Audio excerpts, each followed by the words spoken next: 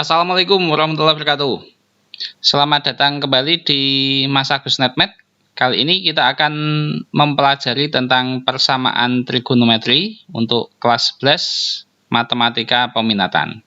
Nah, yang akan kita pelajari di materi persamaan trigonometri ini, yang pertama adalah persamaan sinus, kemudian yang kedua persamaan kosinus, yang ketiga persamaan tangen, kemudian yang keempat persamaan trigonometri yang nantinya berbentuk A cos X ditambah B sin X sama dengan C. Kemudian yang kelima adalah persamaan trigonometri yang berbentuk persamaan kuadrat. Dan nanti kemungkinan ada tambahan yaitu aplikasi persamaan trigonometri. Ini merupakan materi pengayaan. Nah, di video ini kita akan membahas dulu persamaan sinus, persamaan kosinus, dan persamaan tangennya. Rumusnya dulu. Nah, langsung aja ke persamaan sinus. Nah, persamaan sinus. Untuk yang pertama dulu. Nah, ini persamaan sinus. Bentuk umumnya adalah sin X sama dengan sin alfa. Nah, ini bentuk umumnya. Nah, dari bentuk persamaan sinus ini, kita pada umumnya diminta menentukan X-nya nanti itu berapa saja. Nah, biasanya nanti dalam soal akan diketahui batasan atau interval dari X yang ditanyakan. Bisa dari 0 derajat sampai 360 derajat atau 0 sampai 180 derajat. Tergantung nanti soalnya. Nah, untuk menyelesaikan persamaan sinus ini, sin X sama dengan sin alfa, ada dua kemungkinan. Yang pertama, kita tulis saja X1. Nanti sama dengan alfa ditambah K kali 360 derajat. Atau yang kedua, X2-nya sama dengan 180 derajat dikurangi alfa ditambah K kali 360 derajat. Nah, ini untuk persamaan sinus.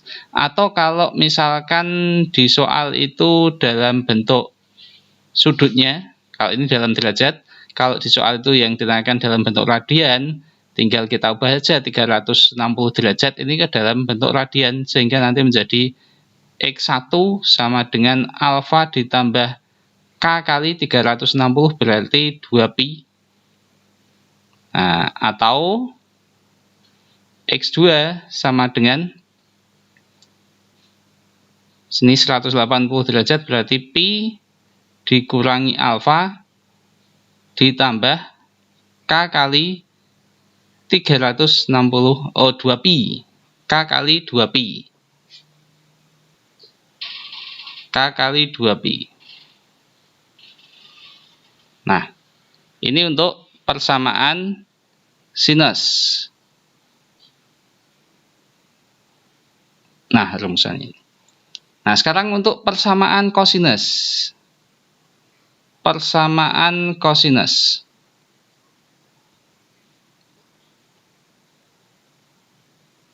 Nah, untuk persamaan kosinus, bentuk umumnya cos X sama dengan cos alfa. Nah, ini hampir sama dengan persamaan sinus. Ada dua kemungkinan nilai X-nya. Yang pertama, X1 sama dengan alfa ditambah K kali 360 derajat. Sama persis dengan persamaan sinus. Tapi yang kedua, nah ini ataunya, yang kedua, X2 sama dengan negatif alfa ditambah K kali 360 derajat. Nah, perbedaannya untuk menentukan penyelesaian X yang kedua. Nah, ini atau kalau dinyatakan dalam bentuk satuan radian, berarti X1-nya sama dengan alfa ditambah K kali 2pi. Kemudian atau X2-nya itu sama dengan negatif alfa ditambah K kali 2pi. Oh ya, K-nya itu apa? K-nya di sini adalah anggota bilangan bulat. Bilangan bulat. Nah, bilangan bulat berarti bisa negatif, 0 atau positif.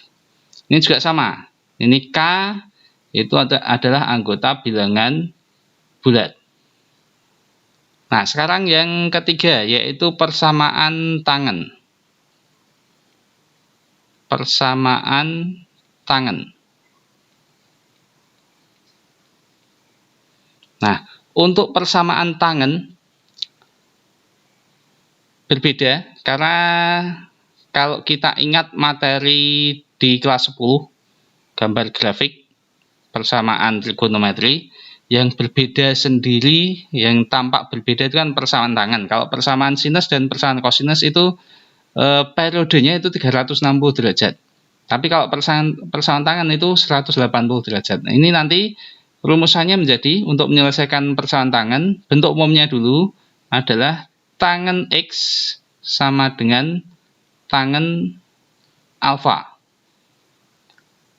Nah, kalau persamaan sinus dan kosinus ini ada dua penyelesaian, X1 dan X2. Nah, kalau yang persamaan tangen itu hanya satu.